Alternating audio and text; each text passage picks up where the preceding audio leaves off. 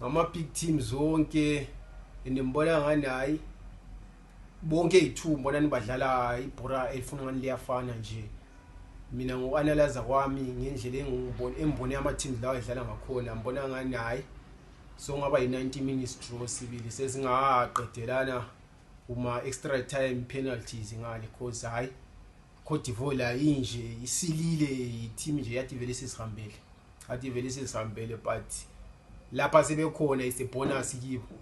So ngaba ibonus nje uthi khona apha sesiphelele khona githi vele hayi bese sesihambele but lapha baphelele khona hayi labo mbona bengajabula sibili ezama host plus okunye but iCote d'Ivoire la sengayinika lami nje oyichance nyana because of I support those people abeCote d'Ivoire they can support the national team yabo sibili.